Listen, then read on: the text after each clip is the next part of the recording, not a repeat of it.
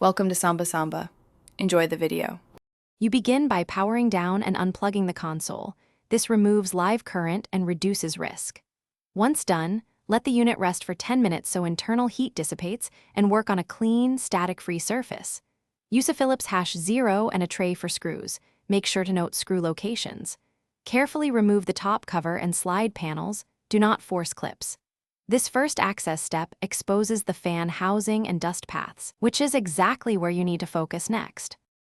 You now inspect the fan blades, vents, and heatsink. Look for dust clumps that restrict airflow. Then use compressed air in short bursts, keeping the can upright and about 1–2 inches from parts. This prevents moisture.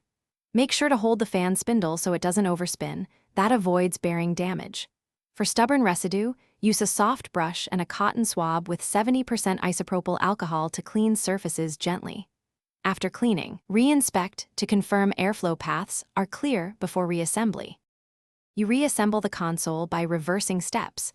Reinstall panels and screws in their original order, confirming each clip snaps fully to avoid vibration. Once reassembled, power on and run a 15-minute gameplay or benchmark to verify lower fan noise and reduced surface temperature. Make sure to monitor for unusual sounds or error lights. If excessive noise or high temps persist, check the fan bearing for roughness or consider replacing the fan module.